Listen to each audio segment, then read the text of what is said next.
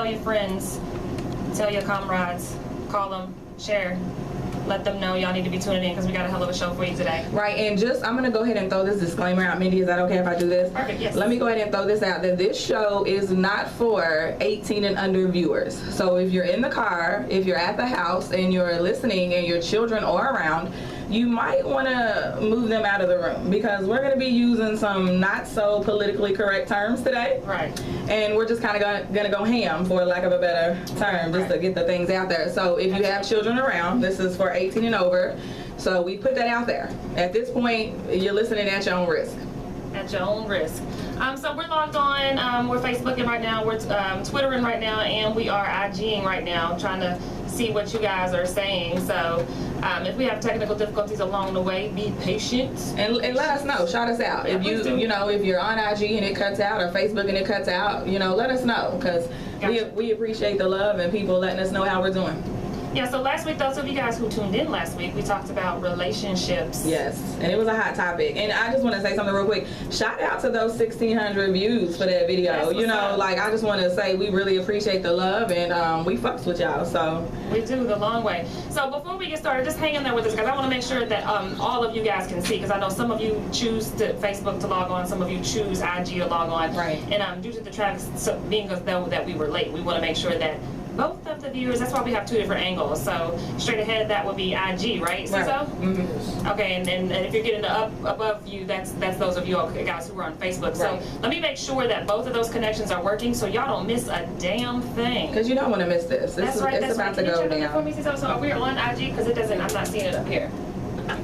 Just to make sure. Make sure we're broadcasting live on IG, so all of our ain't nobody else logging in IG, Facebook fans can. Okay, but they are both on. Okay, just making sure I wanted everyone to be able to see what we is doing. So let me pull up Facebook up here. So real quick, let's talk about last weekend. Yeah. Last weekend we did go to that Young Dolph, and let me say, had a great time. Nobody was on no fuckery or anything, and that crowd was really hyped. Like the Louisville was fucking with Young Dolph. Like, I love a crowd that comes out and they really appreciate who's there. They're singing along to all the tracks. They're not fighting, they're not arguing. So I just want to send a shout out to everybody that was at Cole's on that Young Dolph. Y'all acted exactly the way I figured y'all could and would, and I appreciated that. Absolutely. I had a really, really good time too, by the way. I did too, yes. Like I thought it was off the chain. I'm clicking on this, you guys, so we can see who's actually logged into Facebook with us. Hold on, this mouse in me is not getting along. That's actually what's taking so long. So. Yeah, so she'll get it together. But like she was saying, I'm going to go ahead and send a shout out to, I don't know if you guys have been to Be More before, and I'm speaking about Baltimore, but if you've never been to Be More before, you need to go and check out this Soul Jam Baltimore. It's the Crab Feast weekend, and that's going to run you from August 4th through the 6th. This, of course, 2017. And if you want information about the Be More Crab Fest weekend, you can contact Damon Davis, and his number is 859-429-2858. So once again, if you want to go to the Crab Fest weekend, which will be sponsored acts like After 7 will be there, and Heat Wave will be there. If you need transportation to get to Baltimore, you can get at ndc.charters@gmail.com. Go ahead and email them, and that was ndc.charters@gmail.com, or reach out to Damon Davis at 859-429-2858. And once again, that is the Soul Jam Crab Feast in Baltimore, and that's going to run you from August 4th through the 6th. So you got plenty of time to actually make arrangements and head out there, and that's going to be an awesome event. So check that out if you have time. All right, and due to this crappy weather we're having, if you all lose connection, that's what it is. So we'll be back. If it goes out, we'll be back when it comes back in. So y'all just bear with us and all that. And just in case it did, you want to read that again, the ad that we were just doing? Okay, because apparently I read all that ad and maybe you guys didn't hear it. So right now, at Soul Jam Baltimore, Be More, is the Crab Fest weekend, and that's going to run you from August 4th to the 6th. And if you want to go to that, which, you know, if I could, I definitely would. You want to contact Damon Davis, and his number is 859-429-2858. And if you need transportation to get to Baltimore, you want to get on a Gmail, and it's going to be ndc.charters@gmail.com. They can get you to Baltimore with no issues. So once again, that's going to run from August 4th through the 6th, and they have acts like After 7 and Heat Wave. So you just want to make sure you check out that Soul Jam Baltimore Crab Feast weekend. And contact Damon, 859-429-2858, and he'll get you the information you need. That's what's up. That's what's up. So for those that know, you guys should already know that today's topic, the topic of discussion is about sex, which we've already said. Reiterating that if you are under the age of 18, this show is not going to be appropriate for you. Hide your wife, hide your kids. The show is going to be explicit and very candid. Very. So some of the topics that we're going to kind of get to today is going to be some things. Let me see. What are we going to talk about, Mindy? So we're going to talk about erogenous zones, hot spots, and foreplay. Oral sex. Oh my God, oral sex, yes. The size. Is it genetic, and are you aware? Like, if you're not packing, are you aware that you're not packing, and have you came to terms with that? Absolutely. We're also going to talk about positions. Yeah, right. And toys. Fetishes. Threesomes, and what people really consider a threesome, because that kind of goes back and forth when you're talking to men or women, depending on who you're speaking with. So we're kind of dive into that a little bit. We got porn. Who doesn't love a good porn? I'm sorry, but if you're not at one point or another watching porn with your significant other, like, what are you doing with your life? Like porn's got to be like, don't get me wrong, you don't have to turn porn on every day because you probably don't need it, but come on, you got to do it sometimes. Absolutely, absolutely. And then what? Aphrodisiacs, sex, sex in public, and then this is a good one too. Morning versus night sex. Who likes to get it in the AM, and who likes to get it in the PM? Yes. Like, let's break that down. Absolutely. And then we got quickies versus making love and playing sex. Because, you know, sometimes when you have a family and you're going to soccer, you're going to acting or whatever you're taking your kids to do, you might have to say, okay, Friday night at 8 is the only time I can fit you in. So we're going to have to, like, at 8, you better be on time, like, ready to go. Like, I don't know what you got to do to get there Friday at 8, but you better make it happen. Yeah, we have one night stands versus relationship sex. Right, because sometimes people think, like, after you've been with someone for a while, that fire kind of dies down, right? And so, you know, you might have to do things, role play, you know, do kind of different, put on an outfit to kind of spice that up. So we'll go into that a little bit. And then what was our last one that we had? Age of sexual peak. Right, ooh, because men reach that a lot quicker than women, because for me as a 30-year-old woman, I feel like right now in this age is when it's like the best it could be, I agree. And we'll touch on that when we get to that topic too. We'll touch on that too. No, but real talk though. So what's up throughout the week? What happened in the life of Colie? Okay, well, my daughter is going to a prom coming up, but my boo's girlfriend's my boo's sister's daughter went to prom, and I did her makeup last night, and her name is Tweet. Shout out Tweet. I hope the prom was wonderful. But I did her makeup last night, and it turned out absolutely wonderful, and she looked amazing. And so we were all there. And then, like, my daughter Talia, for those that don't know, I have a 16-year-old, and she's going to prom. So, you know, we're just taking the steps. You know, we've got her dress, we've got her shoes, and, you know, all of that. So she has her makeup appointment, her hair appointment, and, you know, we're just going from there. So when's her prom? She goes May 12th. Oh, okay. Yeah. So where's that going to be at? You know, honestly, you call me out on that right now. I actually don't know, because she goes to Ballard, and she's going to Butler's prom. Shout out Ballard and Butler, but I don't know where the location is yet. I haven't. But so pretty. I've seen the dress, you guys. It's just gonna be. Yeah, and she won't let me show the mother of the guy she's going with or nothing, because she doesn't want anybody to know, you know, what it looks like. She's like, no, I just want to show up and I just want to be like, bam. So all they can know is the color. That's all they can know. I ain't mad at her. That's very indicative of Talia's personality. Yeah, she just want to step out and be like, you know, you asked for it. This is what you got. You know, long hair, don't care. She could not be like that anyway. That's just her. Yeah, I know. That's just one of them really dope girls. Okay, so I'm not just saying that because she's like my niece and shit. She's really like, she's one of them really, really like turn your head pretty girls, but she's also really, really smart. So that's Yeah, like she takes all AP classes, advanced classes and stuff, you know, and when she picked her high school, she actually like read up on reviews and who was doing the best and everything. So she makes an informed decision whenever she makes one, and so I'm kind of proud of that. But she's a teenager. She's still smart aleck as hell. I be like wanting to, you know, smack it, you know, right back to where she came from, because my thing was with her is, if I didn't ask a question, don't give me a response. You know, like if I just say something to you that's a statement, don't say nothing back to me. You know, like I'd be like, go in there and clean your room. She'd be like, I did it yesterday. Did I ask you a question? You know, just do what I told you to do. But anyway, that's how a 16-year-old is, and I'm sure for any of you guys who have kids, you know that when they become a teenager, you know, from that like 12 up, they think they know it all. Like you can't tell them anything. You know, you can't. Girl, my daughter thinks she knows it all, and she's going to be 7 in a couple of weeks. So I can imagine what's going to happen when she gets to that teenager phase. Lord, Jesus. And she's got a heck of a personality already, so it's just gonna get, you know, better and more creative as she goes along. And that's what I try to, like, I let my daughter go to a performing arts middle school Western, and because I wanted her to take that route. Like, I believe in letting your child be creative. Not everybody's gonna follow the same path, and not everybody's gonna like to do the same thing. So I want her to find what she's good at in life and what she likes. So, you know, just shout out to all the creative programs out there in traditional schools too. Absolutely. At JCPS. So last week I gave a little bit of insight on my daughter. To this weekend it's going to be on my son, because as sweet as my boy is, everybody who knows me knows that my boy is a mama's boy through and through. He'd much rather be with his mama than anybody else in the world. And he's so freaking cute, by the way. I know, it's hard to tell him no. I love that little boy so much. Those little eyes get you every time. You be like, really, Bryce? And he says shit like, and I don't know where he gets this from. People saying he's getting it from somewhere. I don't know where he gets it from, but he says shit like one day he told me, he said, Mommy, you're magic. And I'm like, really, magic, Bryce? Word? What's up? And then another time he told me I smelled like angel's wings.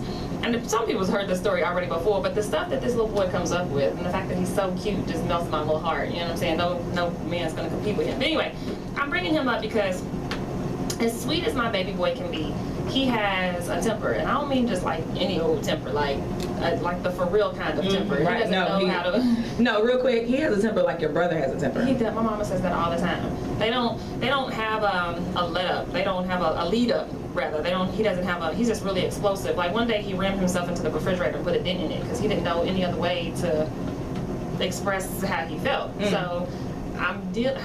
We're spending a lot of time with my mom, and she's having trouble handling him and dealing with him because sometimes he only listens to me. Right. He's not used to having a constant other, but you know, besides his dad. But he's not used to having another person tell him what to do. So he's kind of like, well, how do I even handle that? Right. Yeah, he's challenging her majorly, and I have to be the referee between them two. So that's what's going on in my life. That's what's up. Shout out to our kids and everybody who's turning in, all of our nieces and nephews and everybody that we love. And so, real quick, we kind of want to get, last week we gave you some beauty tips, right? That we were kind of do, you know, exfoliate, moisturize, just kind of basic things that we follow. And so this time we kind of want to give them some miscellaneous, like financial tips. So, for me, what I did was I would always separate my money. So into two separate checking accounts. So I would put, you know, when you get your direct deposit, they ask you, you know, how much percentage do you want to go in this checking account versus how much do you want to go in the other. So that's what I would do. I would put all my bill money in one checking account, all of my fun money in the other checking account. So I would never confuse the two. So when it came down and all that fun money was gone, then I knew, okay, I'm at the end of my budget. I gotta wait until I get paid again, you know, to get some fun money. And let's just use $200 or $100 as what you have as fun money. Let's just say that. So then, you know, if you get paid every 2 weeks, then you basically have $50 every week to have fun with. Right. So you just kind of remember that, you know, you just kind of budget it in that way. And if you don't have it in a checking account, what I used to do before those days when I was in high school, had my first job, I would actually separate the money and fold it up and write on it, like rent, LG&E, you know, things like that. Because having your money separated for bills and fun stuff, kind of helps you keep on budget. Because if you're not a good budgeter and you feel like every month I'm always spending my bill money, like how do I get out of spending my bill money, you know, and you're not recognizing at the time, hey, I am spending my rent, I'm spending part of my LG&E, and then the bill comes and you're like, oh my God, I'm $50 short, I'm $40 short. Well, that's where that comes into play. You need to separate that money out. Go ahead and, like, if you just, you know, of course it's going to be a guesstimate and you might end up with a little more fund money, a little less, you know, along the way. But eventually you'll get to a point where, you know, your bills are around $1,200 a month. $1,500 a month, and then, you know, you can separate that fund money. So, you know, that's just something that I did along the way to kind of help me out, you know, when I was trying to learn how to budget my money, even with child support, because I have a daughter, you know, and her dad pays child support. That goes in a completely separate account. You know, that child support is completely separate. So when I need to buy her things, I need to get her stuff, I go to that child support card, you know, or if I need it for whatever I need it for, but it's just completely separate.